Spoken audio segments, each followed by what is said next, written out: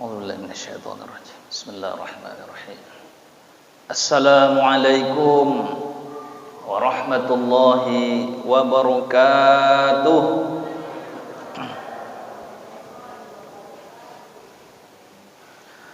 Alhamdulillahilladzi anzalal furqana fi syahri Ramadan hudan lin-nasi wa bayyinatin minal huda wal furqan.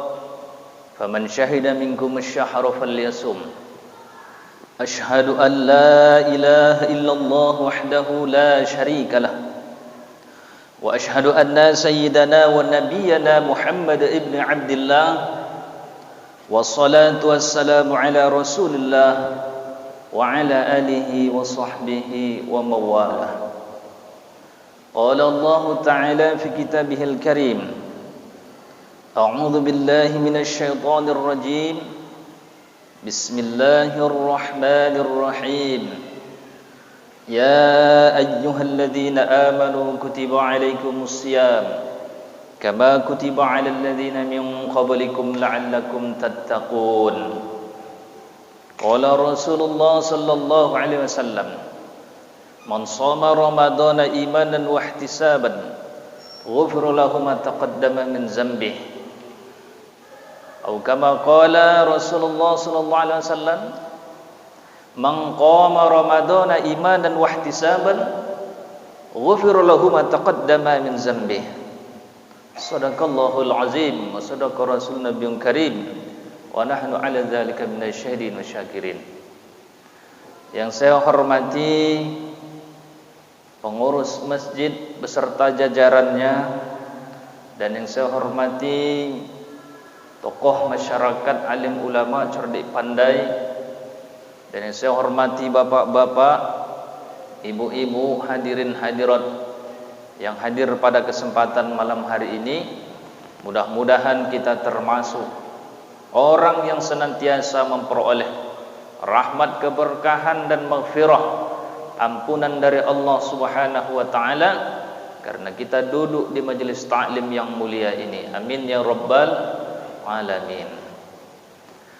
Bersyukur kita kepada Allah dengan memperbanyak ucapan alhamdulillah dan ubudiyah kepada Allah.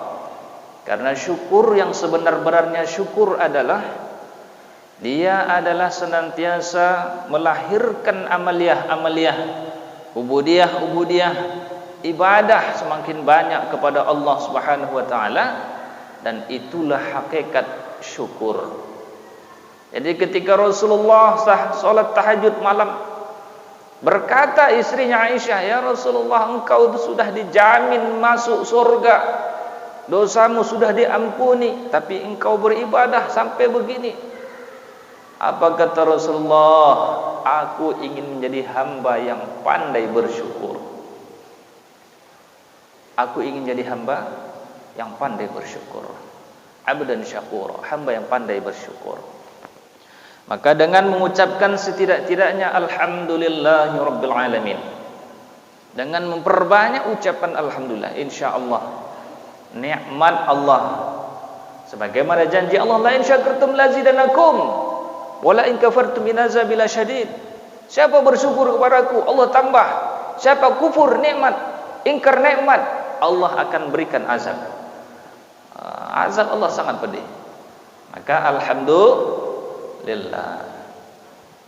Kemudian salawat beriring salam kita hadiahkan buat junjungan alam pada baginda Rasulullah sallallahu alaihi wasallam dengan mengucapkan Allahumma salli wa sallim ala sayyidina Muhammad wa ala ali sayyidina Muhammad. Man shalla salatan sallallahu alaihi wa asyara. Siapa mengucapkan salawat sekali kepadaku, kata Rasulullah sallallahu alaihi wa asyara, Allah akan berikan salawat kepadanya 10 kali. Allah berikan kepada kita keselamatan, berkah dan rahmat 10 kali ucapan, 10 kali keberkahan yang dilimpahkan kepada kita yang mau bersolawat. Maka perbanyak solawat sehingga menjadi pemberat timbangan kita di hari kebangkitan kelak. Jadi perbanyak solawat kepada Rasulullah sallallahu alaihi wasallam. Tiada satu majelis tanpa dibacakan selawat, maka kurang keberkahannya. Kurang keberkahannya, begitulah kata Rasulullah. Jadi ucapan selawat hendaknya digaungkan, pujian kepada Allah digaungkan, karena itu akan menambah rahmat dan keberkahan kita kepada Allah Subhanahu wa taala. Bapak Ibu jemaah yang dimuliakan Allah Subhanahu wa taala, kajian kita malam hari ini berkaitan dengan puasa. Karena kita akan masuk bulan suci Ramadan beberapa hari lagi, tentu kita harus persiapan ilmu pengetahuan mengenai tentang puasa. Apa arti puasa? Puasa itu menahan. Dalam bahasa Arabnya itu siam. Asyam, puasa. Asyamu junnah. Puasa itu benteng dari api neraka, kata Rasulullah. Jadi diambil dari perintah, yaitu perintah Allah dalam surah Al-Baqarah. A'udzubillahi minasyaitonirrajim. Ya ayyuhalladzina amanu kutiba alaikumusiyam kama kutiba alal ladzina min qablikum la'allakum tattaqun. Wahai orang-orang beriman, diwajibkan atas kamu berpuasa sebagaimana telah diwajibkan atas orang-orang sebelum kamu agar kamu bertakwa. Inilah dasar ayat Al-Quran yang memerintahkan wajibnya suatu ibadah puasa itu kepada kita, yaitu dengan syarat mumayyiz, sudah berakal, sudah balik, dia beragama Islam, dan dia mendapat kewajiban puasa. Puasa itu menahan. Apa yang ditahan? Yang ditahan itu makan, minum, hubungan suami istri, yaitu pada siang hari, yaitu pada waktu menahan itu. Kapan waktu menahan itu? Waktu menahan itu dari terbit fajar sampai tenggelamnya matahari. Kita menahan. Jadi ada namanya terbit fajar, itu ada aba-aba namanya imsak. Di waktu aba-aba imsak itulah, dari situlah kita mulai menahan untuk tidak makan, tidak minum, tidak berhubungan suami istri. Hati-hati ini. Mentang-mentang belum siang, kan puasa itu siang sampai maghrib, ya kan? Suami istri nggak tahu. Mentang-mentang belum siang, kan baru selesai, baru subuh nih, masih gelap, ya kan? Dikira puasa itu dari mulai terbit fajar itu terbit matahari. Akhirnya sebelum siang dia pun dengan suami istri nggak tahu, ya kan, didekatinya istrinya. Maka ini hati-hati, jangan sampai itu terjadi. Apalagi pengantin baru. Pengantin baru ini, Bu, Pak, ini masih semangat-semangatnya, maka harus tahu ilmunya mengenai tentang puasa ini. Hati-hati, jangan sampai kebobolan sehingga kena kafarat. Kafaratnya itu puasa selama sebulan berturut-turut. Tidak sanggup, Bu, Pak. Tidak sanggup. Kafaratnya itu memberi makan sebanyak 60 orang. Tidak sanggup juga, nggak ada duit. Kafarat orang yang berhubungan suami istri pada siang hari atau ketika sedang menahan imsak, maka semampunya kita lah. Kalau duit kita masih ada, bisa beri makan 60 orang. Beri makan 60 orang. Nggak sanggup juga, nggak mungkin. Kecuali orang sangat miskin betul. Semampunya harus dia keluarkan kafarah. Kafarat itu karena dia telah melanggar sedang berpuasa hubungan suami istri pada siang hari. Bapak Ibu jemaah yang dimuliakan Allah Subhanahu wa taala. Jadi puasa itu ketika dari mulai terbit fajar sampai tenggelam matahari. Ya kan, itu yang namanya puasa. Kemudian bagaimana pula kita menentukan masuk puasa atau belum? Bagaimana cara menentukan kita masuknya bulan puasa atau belum? Nah, maka di sini kita merujuk kembali kepada Al-Quran Syahrul Ramadan alladzi unzila fihi al-Qur'an. Bulan Ramadan itu di mana diturunkan permulaan Al-Qur'an. Al-Qur'an itu diturunkan dari Lauhul Mahfuz ke Baitul Izzah, langit dunia. Itu di bulan Ramadan. Kemudian di bulan Ramadan itu juga ulama berpendapat bahwa tanggal 17 Ramadan itu pertama surat yang turun, yaitu surah Al-Alaq ayat 1 sampai 5. Di bulan Ramadan itulah ketika turunnya Al-Qur'an. Syahrul Ramadan allazi unzila fihi al-Qur'an hudan lin-nasi wa bayyinatin minal huda wal furqan, sebagai petunjuk dan pembeda bagi manusia antara yang batil dan yang hak, yang benar dan yang salah. Faman syahida minkum syahra falyasum, siapa yang menyaksikan, ini perlu diingat nih, dasar kita puasa Ramadan itu. Man syahida minkum falyasum, barang siapa menyaksikan, man syahida, apa yang disaksikan? Bulan. Itu yang disebut dengan hilal. Ada nama hilal di sini, Pak. Itu yang disebut dengan hilal. Jadi ketika di bulan Sya'ban ini, ya kan, kemudian kita dekatnya dengan akhir bulan Sya'ban, bulan Sya'ban ataupun bulan ini, Bu, Pak, hitungannya ada yang 29, ada yang 30. Disitulah kita harus jeli meneliti. Ini ilmu falak namanya. Di dalam ilmu falak itu sudah ada. Sistem metodenya adalah hisab. Apa hisab itu? Hisab rokok. Bukan hisab rokok, tapi hisab itu menghitung. Ini metode atau metode untuk menentukan bulan tersebut. Itu dihitung. Semua bulan itu ada hitungannya, maka ada dalam kalender Arab. Itulah hitungan dalam kalender Arab itu. Dalam kalender Arab itulah hitungan ilmu falak yang menentukan di mana setiap bulan itu ada yang 29, ada yang 30. Termasuk Ramadan. Tapi Ramadan ini, Pak, berapa hari, Pak? 30 atau 29? 30. Ini bertepatan 30. Terkadang ada yang satu bulan itu 29 hari. Ini alhamdulillah makin banyak kita 30, ya. Biasanya jarang ketemu 30 hari. Sering 29. Karena begitulah menentukan bulan tersebut. Ini menggunakan ilmu falak. Jadi dihitung, dihisab. Setelah metode hisab, satu lagi, karena kita ingin puasa. Karena puasa ini tidak cukup dengan hisab, tapi harus ru'yat. Apa itu ru'yat? Melihat anak bulan. Kalau orang Melayu bilang begitu, melihat anak bulan. Kenapa? Karena dalilnya jelas. Faman syahida minkum syahra falyasum. Siapa yang menyaksikan bulan, ya, tentunya anak bulan, tanggal 1. Siapa yang menyaksikan, man syahida bulan tersebut, falyasum, maka puasalah. Lalu bagaimana kalau nanti bulan itu belum kelihatan? Main hitung. Kalau main hitung, main hisab, belum cukup, karena dalilnya bukan hitung. Dalil untuk puasa itu mesti harus melihat. Pakai teropong, karena canggih sekarang, ya Pak. Inilah langkah untuk melihat hilal. Ini dasar pertama kita ingin puasa itu.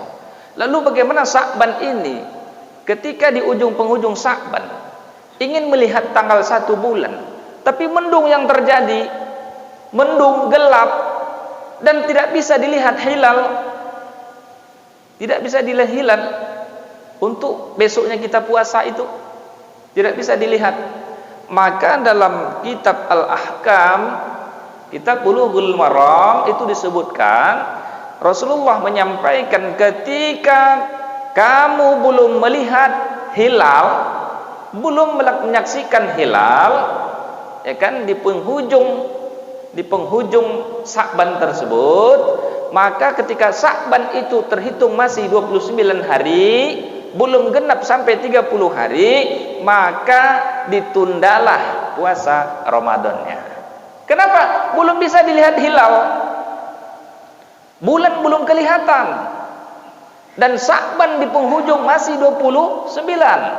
Terkadang satu bulan kan ada yang 29. Kalau sudah 29 ketika dilihat hilal, nampak hilal, Sa'bannya jadi 29 dan kita masuk ke Ramadan.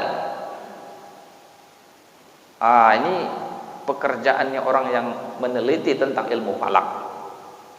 Jadi kalau sudah 29 Sa'ban belum juga kelihatan ya secara hitungan, makanya sudah ada kalender, tapi tetap keputusan itu mesti harus dilihat bulan. Namanya sidang isbat. Betul, Pak? Walaupun sudah dihitung dalam kalender itu, pasti yang menentukan adalah sidang isbat. Betul tidak? Karena kalender itu baru menghitung secara metode yang pertama, hisab. Belum sempurna dan belum bisa jadikan dalil. Harus melihat bulan. Itu pun ada berapa derajat ketinggiannya. Kalau belum bisa dilihat karena ketinggian derajatnya masih rendah, ya belum bisa puasa. Walaupun pakai teropong masih dilihat, tapi secara kasar, secara mata terbuka belum bisa dilihat. Dan derajatnya ada. Kalau belum sampai derajatnya sekian, berarti itu belum masuk hilal. Ada penentuan-penentuan tersebut. Nah, disitulah cara kita ingin berpuasa. Ada dua metode. Yang pertama hisab, yang kedua adalah ru'yah. Melihat, menyaksikan. Kenapa? Dalilnya bukan maman sahiba, tapi man syahida. Man syahida itu menyaksikan. Bukan dihitung, tapi menyaksikan. Maka disumpah orang yang menyaksikan. Pada masa Rasulullah nggak ada itu yang namanya teropong-teropong yang hebat luar biasa, itu tidak ada. Tetapi dia secara melihat mungkin naik bukit, dan itu dilihat. Kalau sudah ada yang melihat betul-betul masuk satu hilal ya Ramadan, maka dia disumpah pada masa Rasulullah itu, saya betul-betul melihat hilal jelas, disumpah, maka wajib puasa. Begitu. Zaman dulu tuh begitu. Tidak seperti sekarang. Sekarang kan sudah canggih teknologinya. Disitulah dasar kita ingin berpuasa harus melihat hilal. Tapi ada pemahaman-pemahaman yang lain, pemahaman seperti orang-orang yang tarikat-tarikat, ya Pak. Kita belum puasa dia udah puasa. Termasuk pemahaman Muhammadiyah. Betul tidak? Metode apa yang dibuatnya? Itu adalah metode hisab. Karena Kiai Ahmad Dahlan itu saya baca bahwa dia yang menyuruh ataupun yang menetapkan, yang mengambil jalan itu dengan hisab. Maka kalau saya pribadi itu mengikuti Nahdlatul Ulama NU. Kenapa? Karena dia menggunakan dalil dan ru'yat dan hisab. Ada dua metode yang dipakai, tidak cukup hanya hisab. Tapi tahun kemarin kita sama ya Pak ya, serentak puasanya antara NU dan Muhammadiyah. Begini, harusnya begini. Jadi tidak ada perbedaan. Yang menjadi berbeda itu hanya di tempat-tempat lain, bolehlah. Karena negara kita ini kan berputar. Hari ini siang di sana sudah malam. Mungkin di situ. Tapi kalau sudah di satu negara Indonesia ini, mesti harus serentak. Yang torikot ini, torikot Naqsabandi, semuanya segala macam torikot, mesti harus melihat, harus merujuk kepada satu. Kenapa? Karena dalilnya jelas. Ru'yat dan hisab. Hisab dan ru'yat. Dua metode cara kita ingin berpuasa. Tapi sekarang kan sudah canggih. Itu istilahnya saya hanya mengingatkan aja. Jadi ambillah pemahaman yang telah dipahamkan oleh Nahdlatul Ulama. Begitu. Karena sesuai dengan dalilnya. Bapak Ibu jemaah dimuliakan Allah Subhanahu wa taala. Kembali kita puasa. Puasa itu menahan, ya kan? Menahan kalau waktu imsak itu kan dihidupkan serinai ya, di kota Pekanbaru, termasuk di Jakarta, termasuk daerah Jawa. Apa gunanya imsak itu? Nah, inilah pentingnya kita harus ikut kepada imsak. Kenapa? Karena ketika terbit fajar itu, ya kan, masuk imsak itu, disitulah kita harus berniat sebelum imsak itu. Sebelum imsak kita harus berniat puasa, karena puasa ini tidak sama dengan puasa sunnah. Puasa ini puasa wajib, karena Rasulullah menekankan, man la yujmi isyam qabla fajri fala siyamalah. Siapa yang tidak berniat mengukuhkan untuk puasa qabla fajar, fala siyamalah, tak ada puasa baginya. Kalau puasa sunnah, bangun subuh nggak ada lauk, nggak ada makanan, puasa langsung. Bangun subuh sampai jam 6, ya kan, nggak ada makanan, langsung tanpa niat sebelum qabla subuh, qabla fajar. Tapi kalau Ramadan wajib niat. Masuk imsak itulah kita menahan. Kalau seandainya imsak itu kita terlambat bangun, terlambat kita mau makan sahur, karena sunnah puasa itu makan sahur. Tasahuru bisahuri barokah, karena makan sahur itu adalah berkah, ada keberkahan makan sahur itu. Jadi jangan puasa kita mentang-mentang kuat, kita tidak mau makan sahur lah, saya kuat. Ternyata sahur yang kita makan itu berkah. Kemudian sahur yang paling afdal di penghujung malam, itu sahur yang paling afdal. Jangan sahurnya jam 3, jam 2, waduh kayak orang tua kita dulu. Jam 2, jam 3 Pak, subuh udah lapar lagi. Kenapa? Salah peletakan sahur. Sahur itu harus di dekat-dekat waktu imsak. Ya mungkin sekitar 5 menit lagi imsak, udah selesai makan, selesai minum. Atau 10 menit lagi mau imsak, kita udah selesai makan. Di situ berkahnya. Jadi makan sahurlah di waktu itu, karena sahur itu berkah, sehingga fisik kita kuat. Kalau kita ada kerja pun kita kuat. Begitulah mestinya kita ketika mau berpuasa. Lalu kalau kita terlambat bangun, ya kan, ketika itu makan pun wah tinggal sekitar nggak sampai 5 menit lagi kita mau makan nih. Imsak bunyi serinai. Bagaimana Pak? Berhenti makankah atau masih lanjut makan? Lanjut. Ada yang lanjut, ada yang berhenti. Mana yang betul? Yang betul lanjut apa berhenti? Lanjut katanya. Ada yang kuat suaranya lanjut. Bapak-bapak pilih berhenti atau lanjut? Berhenti katanya. Ini harus kita tentukan.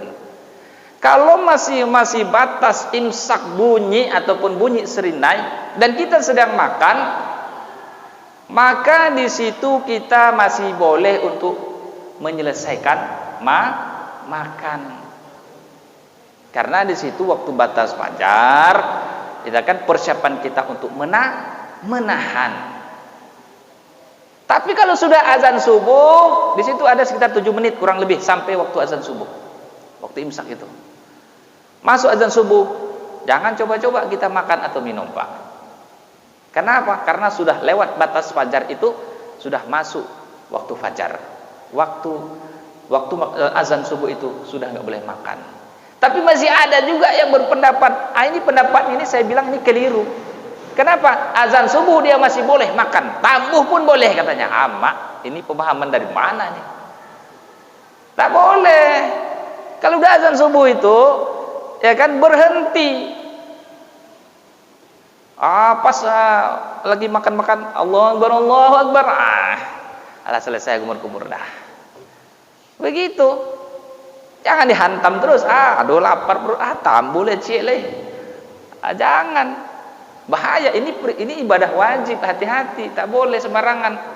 Ibadah wajib ini tak sama dengan sunnah. Sunnah itu masih ada rukhsah. Kalau ini tidak, sudah ditentukan oleh Allah. Nah, makanya kita ada imsak itu tujuannya adalah kita agar jangan sampai puasa kita itu tidak sah. Karena kita melewati waktu-waktu, karena puasa itu ada waktu tertentu. Asal masuk sebelum imsak, itu sudah pasang niat dan kita sudah menahan. Belum lagi masuk istilahnya sholat subuh, belum. Tapi sudah masuk serinai ataupun sudah dibatasi ditanda dengan tanda-tanda bunyi-bunyian, sudah kita pun langsung pasang niat. Disitulah berniat kita. Niat itu boleh di sebelum fajar, di waktu setelah sholat isya, ya kan, atau di malam hari, tapi mesti ada niat. Innamal a'malu binniyat wa innamal likulli imri'in ma nawa. Karena amal perbuatan itu tergantung daripada niatnya, dan dia akan memperoleh apa yang telah diniatkannya. Nah, ini dia. Jadi ibadah puasa ini sangat penting sekali. Hati-hati dan kita jaga. Kemudian di dalam berpuasa itu berbanyak amaliyah, berbanyak ibadah, perbanyak sedekah, dan perbanyak amal soleh. Solat 5 waktu jangan sampai ditinggalkan. Kenapa? As-salatu imaduddin faman aqamaha faqad aqamadin wa man tarakaha faqad hadamaddin. Salat itu tiang agama. Siapa yang meninggalkan salat berarti dia telah merobohkan agamanya. Merobohkan agama pada dirinya. Barang siapa meninggalkan salat dia telah merobohkan agamanya. Siapa mendirikan salat dia menegakkan agama pada dirinya. Maka hati-hati kalau puasa tidak salat. Ibarat gedung masjid ini, kalau tiangnya itu salat, dindingnya itu adalah puasa. Kalau tidak ada tiang ini yang mengokohkan antara sudut-sudut itu ada tiang pondasi, tidak ada itu, saya yakin gedung ini tak kuat menopang atap-atap. Betul tidak Pak? Begitulah kita itu. Puasa itu mesti sholat, tidak boleh ditinggalkan. Bahkan di abdulnya adalah jamaah. Kenapa? Berjamaah itu sholat kita 27 derajat. Salatul jamaah abdul min salati fardhi 70 wa 20 darajat. Salat berjamaah itu lebih baik daripada salat sendirian dengan berkelipatan 27 derajat. Sekali itu kita salat satu hari satu malam itu 5 kali. 5 kali itu kalau 27 dikali 27 itu mencapai 350 kali. Kalau dengan berjamaah, betul tidak? Kalau tidak berjamaah berarti cuma 5 kali saja. Tapi kalau kita berjamaah 350 kali, bukan hanya 27 satu hari satu malam. Di dalam hadis ketika Rasulullah Mi'raj, salat itu 50 waktu. Betul tidak? Ya Pak. Salat 5 waktu. Sebelumnya ketika Rasulullah Mi'raj menerima salat itu sebanyak 50 kali. Sehingga dikurangi jadilah 5. 5 itu pahalanya sama dengan 50 kali sholat. Pak, paham kira-kira Pak? Yang kita lakukan sholat 5 waktu ini pahalanya sama dengan 50 waktu. Betapa besarnya pahala kita. Satu hari satu malam 5 kali, pahalanya sama dengan 50 kali. Itu sholat sendirian. Kalau sholat berjamaah dikali 27, 50 waktu dikali 27 karena berjamaah 1350 kali sholat kita selama satu hari satu malam. Maka sholatlah pahala yang paling besar. Sholat 5 waktu ini pahala yang paling besar sekali, sehingga pada hari kiamat kelak nanti amaliyah sholat yang paling pertama dihisab oleh Allah. Kalau bagus sholatnya, maka bagus amal yang lain pun diterima. Kalau tidak bagus sholatnya, tidak diterima sholatnya, maka amalan yang lain bisa tertolak. Maka beruntung betul kita Pak. Jadi umat Muhammad dengan berjamaah 1350 kali satu hari satu malam, betapa besarnya pahala sholat ini. Nah, pahala sholat ini dengan berjamaah di dalam puasa ini tidak boleh meninggalkan sholat. Kalau kita sakit, disambung dengan ayat berikutnya. Syahrul Ramadan allazi unzila fil Qur'an hudan lin-nasi wa bayyinatin minal huda wal furqan faman syahida minkum asyhara falyasum. Kemudian ayat berikutnya, ketika kita sakit, ya kan? Ketika kita sakit, wa man kana minkum maridon, ketika kita sakit sedang berpuasa, kemudian kita dalam keadaan musafir, dalam keadaan sakit dan musafir kita boleh tidak berpuasa kata Allah. Ini dalam sambungan surah Al-Baqarah tadi. Wa man kana minkum maridun aw ala safarin fa iddatun min ayyamin ukhar. Ketika kita dalam keadaan sakit dan keadaan musafir kata Allah, maka boleh kita tidak berpuasa, tapi nanti akan dibayar pada bulan berikutnya. Nah, ini perintah Allah ini. Kalau kita dalam keadaan sakit, tak kuat kita puasa, kemudian kita dalam perjalanan, boleh kita tak puasa karena berat sekali, maka kita ganti puasa itu pada bulan yang lain. Berapa utangnya? Ganti. Lalu bagaimana pula dengan ibu-ibu? Ibu-ibu ini ya kan tahun ini hamil tua, hamil muda, rentan. Kalau sempat puasa khawatir anak, ya akhirnya tak puasa. Ini dalam keadaan berat, ya kan? Ibu-ibu ini tidak puasa.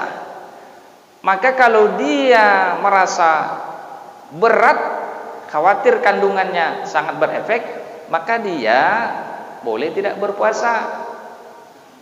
Boleh tidak berpuasa, tetapi ketika selesai Ramadan ini dia berupaya untuk membayarnya. Dia tidak bayar fidyah karena dia fisik masih kuat. Dia berusaha untuk membayar Ramadan, dibayar hutangnya. Tapi kadang ibu-ibu ini setiap tahun hamil pas puasa. Wah, makin gawat ini ibu-ibu ini, utang puasanya banyak. Maka diusahakanlah kalau dia kira-kira merasa berat dan terus berkepanjangan, maka bayarlah fidyah. Bayarlah fidyah, ya kan? Kemudian nanti berapa nanti sisa yang dia harus bayar puasanya. Kenapa? Setiap tahun susun paku. Pas masuk puasa, perut lagi hamil tua, hamil muda, hamil sedang. Kalau dia kira-kira udah banyak hutangnya, dia bayar fidyah. Karena hutang yang lama aja belum terbayar. Setiap tahun hutangnya 30 hari. Setiap tahun 30 hari. Lama-lama enggak juga bayar fidyah. Usahakan bayar fidyah. Maka berapa yang tidak bayar fidyah itu dibayarlah hutangnya nanti. Kalau setiap tahun sampai 10 tahun anaknya terus sampai susun paku 10 anak, kan enggak mungkin. Saya enggak yakin ibu-ibu itu tahan puasa membayar utang 10 kali 10 bulan. Saya enggak yakin. Maka bayarlah fidyah. Mana anak ayah hutang-hutang yang masih tersisa itu dibayarlah. Bayarlah fidyah. Yang tahun ini bayar fidyah, tahun kemarin utang. Berarti tahun kemarin harus bayar. Karena tidak bayar fidyah. Karena tergantung banyaknya hutang ini kan perintah wajib. Disitulah kita masih ada beban untuk membayar hutang bagi ibu-ibu yang muda. Tapi kalau sudah uzur, apabila kamu merasa berat, uzur, udah tua, ibu-ibu udah tua, bapak-bapak udah tua, maka dia bayar fidyahlah tanpa harus membayar puasa. Enak Pak Bu jadi Islam ini. Udah tua kita kan, udah nggak kuat lagi fisiknya, nggak puasa lagi, nggak bayar fidyah. Nggak puasa, maksudnya bayar fidyah aja. Tapi itu yang betul-betul berat. Kalau kita sedang hamil, setiap tahun hamil, ini kan berat nih. Saya yakin ini berat. Setiap tahun hamil, ataupun pas mau hamil lagi. Berat nih, hutang lama belum terbayar, maka dia harus tahun berikutnya bayarlah fidyah. Karena hutang lama aja belum terbayar. Sampai beberapa bulan belum terbayar, bayarlah fidyah. Hutang yang belum bayar fidyah tetap dibayar puasa. Jangan semuanya dibayar fidyah, kan ibu masih kuat. Tapi kalau ibu sudah berutang, tahun kemarin aja udah berutang, tahun ini kalau nggak bayar fidyah, wah nggak terbayar nanti utangnya. Betul tidak Bu? Kira-kira itu kejadian nggak pada ibu-ibu? Kejadian, dan itu termasuk berat untuk melaksanakannya. Membayar hutang-hutang yang lama saja belum terbayar, maka berat. Maka dalam keadaan berat itulah bayarlah fidyah untuk tahun ini, tahun kemarin yang tidak bayar puasanya. Untuk berikutnya kalau terjadi lagi, ya terpaksa mau bayar fidyah lagi. Tepat hamil lagi kan? Karena banyak rezeki kata orang. Bapak Ibu jemaah yang dimuliakan Allah Subhanahu wa taala, inilah sekelumit tentang pelajaran kita untuk berpuasa di bulan Ramadan. Jadi puasa Ramadan itu tidak hanya menahan makan minum, tapi banyak yang ditahan, melihat pandangan yang tidak dibenarkan dalam Islam, berbicara yang kotor, dan disitulah puasa kita itu akan menentukan apakah diterima atau tidak. Karena Rasulullah katakan, kam min shaimin laysa lahu ilal juwal atas. Banyak orang berpuasa tapi tak dapat apa-apa. Banyak orang puasa tapi yang dapat hanya lapar dan dahaga saja. Inilah yang perlu kita jaga. Bapak Ibu jemaah yang dimuliakan Allah Subhanahu wa taala, jaga mata, jaga telinga, jaga hati. Yang dipegang tuh Al-Qur'an, baca Quran, majelis taklim. Begitu. Jadi jangan kita berbicara kotor, marah dan lain sebagainya, akhirnya pahala puasanya akan hilang. Hilang sia-sia, Pak. Bapak Ibu jemaah yang dimuliakan Allah Subhanahu wa taala, jadi inilah kira-kira yang dapat saya sampaikan. Nah, waktu untuk membahas ini sepertinya harus ditambah karena tidak ada tanya jawab. Tapi bagaimanalah, karena waktu kita terbatas, saya terima saja kalau ada Bapak Ibu mau bertanya secara individu, insyaallah akan saya jawab. Mungkin sampai di sini, wallahul muwaffiq ila thoriq. Yang benar datang dari Allah, yang salah dari saya pribadi. Saya merampun kepada Allah, saya mohon maaf kepada Bapak Ibu sekalian. Dan kita tutup dengan melafazkan hamdalah, alhamdulillahirabbil alamin. Subhanakallahumma wa bihamdika asyhadu an la ilaha illa anta astaghfiruka wa atubu ilaik. Billahi taufiq wal hidayah wa ridha wal inayah. Wassalamu alaikum warahmatullahi wabarakatuh.